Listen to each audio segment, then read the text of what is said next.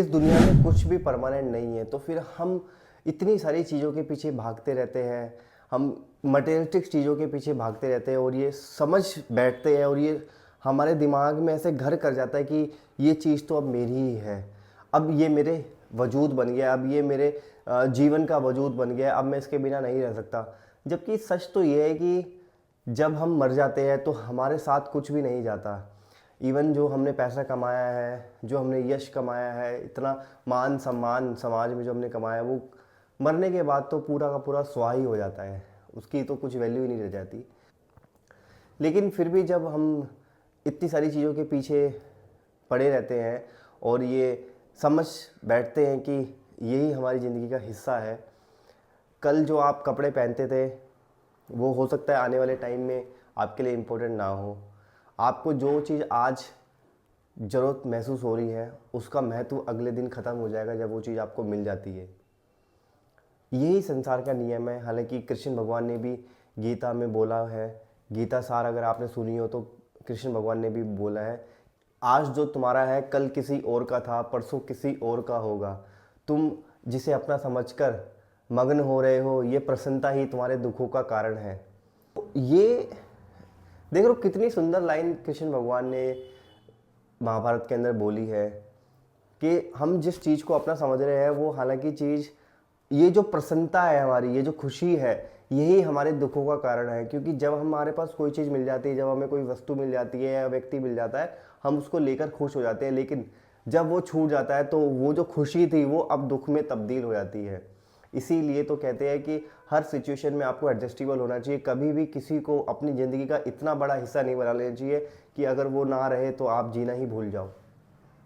आजकल तो इतने सारे एग्जाम्पल्स हैं हमारे सामने, हम इतने सारे लोगों को देखते हैं जिन्होंने अपनी ज़िंदगी में न जाने कितने ही लोगों को, कितनी ही चीज़ों को अपनी ज़िंदगी का हिस्सा बना रखा है।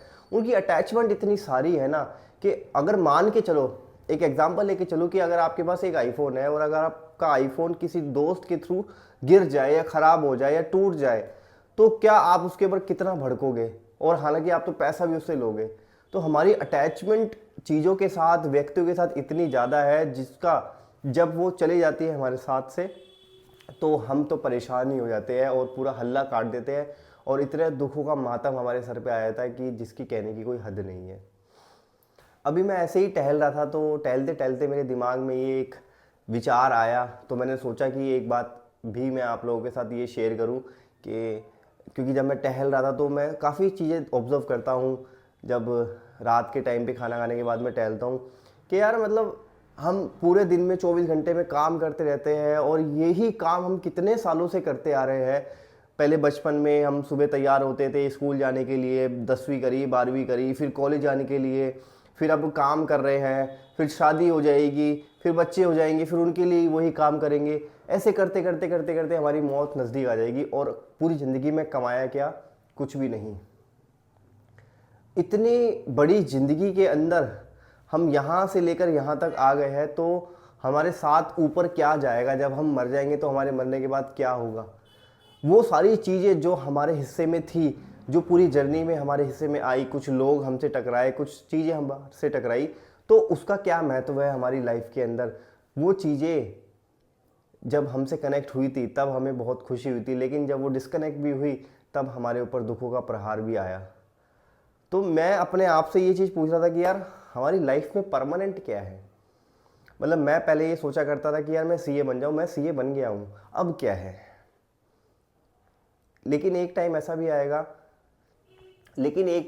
आएगा जब ये सिचुएशन जो अभी चल रही है वो आने वाले टाइम में नहीं होगी, क्योंकि समय एक जैसा नहीं रहता। आप जैसे, मैं जैसा अभी हूँ मैं कल वैसा नहीं रहूँगा।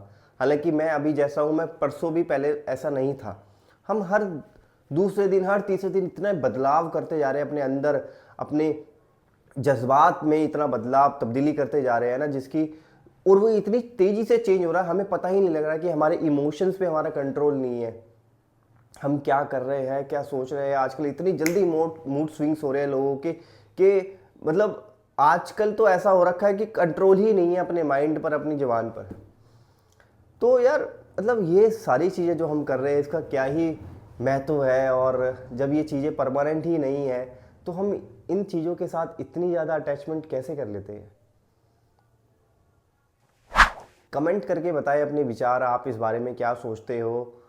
और मैं सारे कमेंट्स पर्सनली जाके पढ़ता हूँ।